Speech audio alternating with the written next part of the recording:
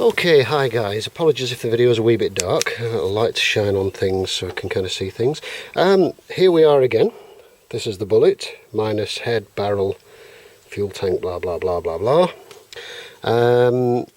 Rebuilt, always going quite nicely, and I was all set to go up to a show this weekend with the bullet to put in a display with other interesting vehicles, and out for a ride this last weekend, and chug and it just stopped on me.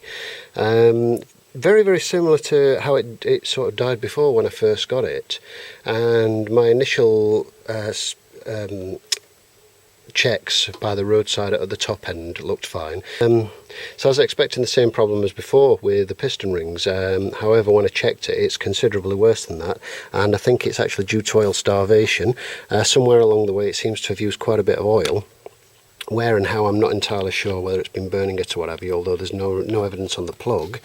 And what's happened is the back of the piston is badly scored, and the upper two piston rings have actually welded themselves into the piston. And the barrel itself is badly scored, as you can imagine, and as I say, I think this is due to oil starvation. So that's fortunately, looking at that there, having drained the sump as well, just to make sure that I wasn't getting some kind of top end oil failure and everything was collecting in the sump and the scavenge pump wasn't picking it up. I drained the sump to see, and that was okay. On the one hand, I've become quite good at getting the top end and barrel off. That came off an absolute treat this time, due to the use of proper materials and the high Lamar type sealant and what have you. That everything just lifted away quite nicely and easily, and all looked fine. So at least I know for future reference when it gets rebuilt, that procedure is all fine.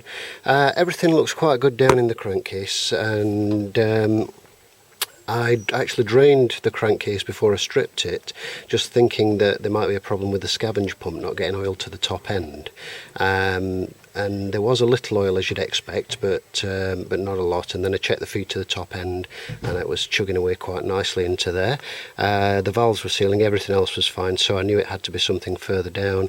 And then, as I say, on stripping it, it was quite disappointing to find out what it is, because I'm now going to be looking at either a new piston and barrel and rings, or a rebore and an oversized piston and rings. I'm just not sure which the best course of action is going to be at this point. So I'll just I'll stop this a moment and get around to the workbench and show you the offending articles for your viewing pleasure. Here we are on the temporary workbench again. Apologies for the light, but it's literally just starting to drop dark as I've finished doing this.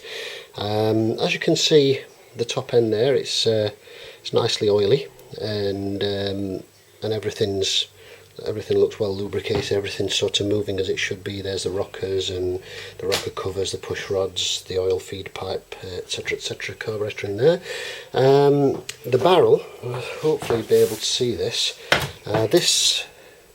That's the front side of the barrel. You can see some light scoring in there, which was evident when I stripped it the first time round, but it's not actually as bad as it looks in there. You can't actually feel that if you run your fingernail over it. It's just very light scuff marks, and same on the piston.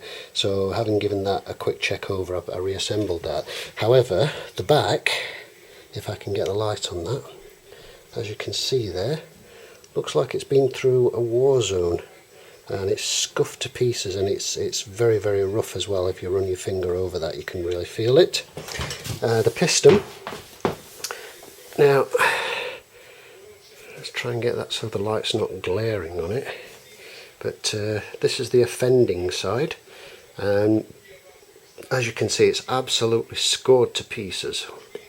No good whatsoever, and the top two rings have welded themselves into the grooves.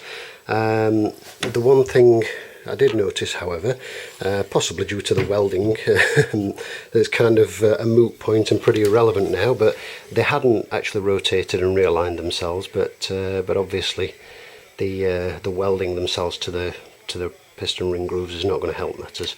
So that's the front, with a little more scoring than it had when I initially put it back together, although still not nothing like as bad as the back.